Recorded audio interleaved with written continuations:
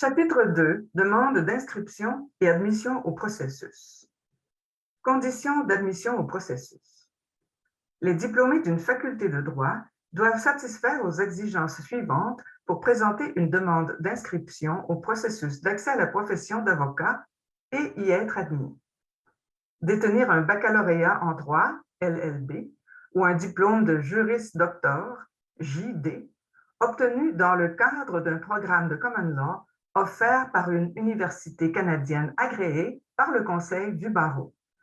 Dans la plupart des facultés de droit agréées, la durée minimum du programme de common law est de 3 ans.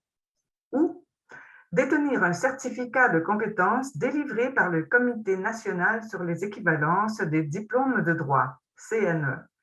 Si vous avez obtenu un diplôme en droit à l'étranger ou d'une faculté de droit canadienne non agréée et souhaitez vous inscrire au processus d'accès à la profession d'avocat du barreau de l'Ontario, vous devez soumettre une demande au CNE, lequel procédera à une évaluation de vos titres de compétences en droit. Pour en savoir plus, voir le site web du CNE.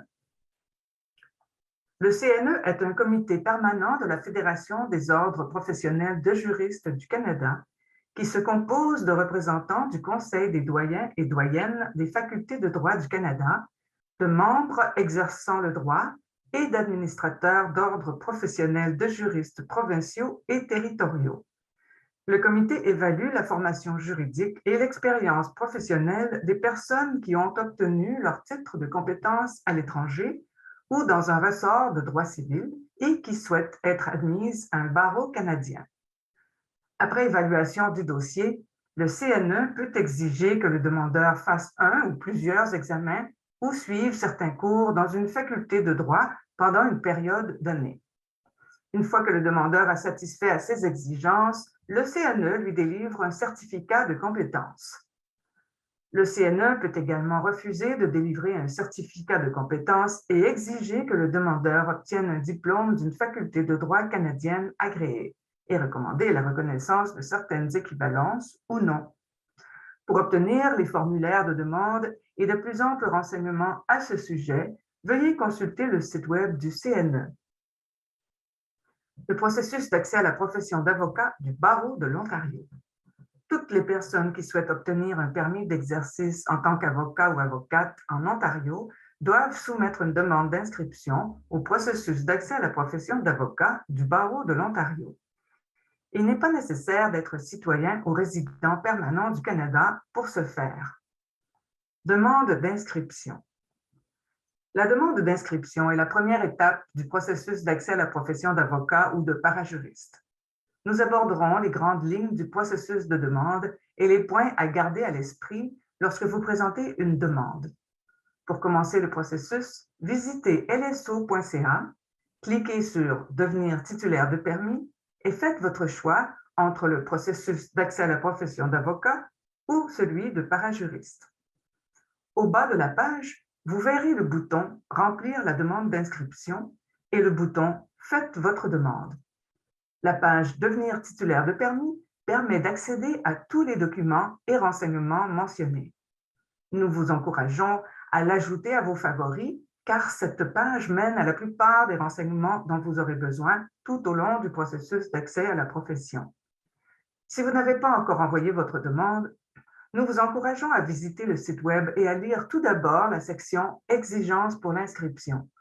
Nous vous recommandons de consulter le document « Remplir la demande d'inscription au processus d'accès à la profession d'avocat » ou « Remplir la demande d'inscription au processus d'accès à la profession de parajuriste » selon le cas, avant de remplir votre demande en ligne. Ces documents fournissent des renseignements utiles et précisent ce que vous devrez avoir en main pour remplir votre demande. Ils traitent du processus d'inscription en détail et décrivent ce à quoi vous pouvez vous attendre après le processus d'inscription. La demande est un processus en 2 parties. La première partie consiste à saisir vos renseignements en ligne et à payer les frais de demande. La deuxième partie consiste à soumettre votre demande sur papier. Vous devez faire attester vos documents avant de les soumettre au service de délivrance de permis et d'agrément du barreau.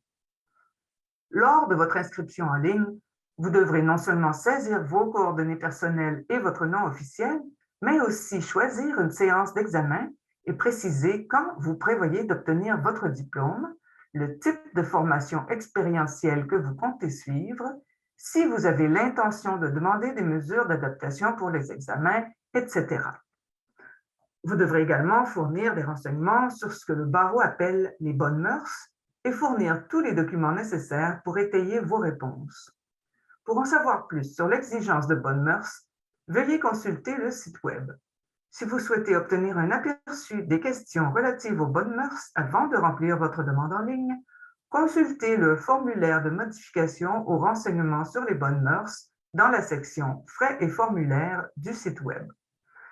Ce formulaire contient toutes les questions relatives aux bonnes mœurs auxquelles vous devrez répondre dans votre demande d'inscription et précise pour quelles questions vous devrez aviser le barreau si vos réponses changent pendant votre processus d'accès à la profession.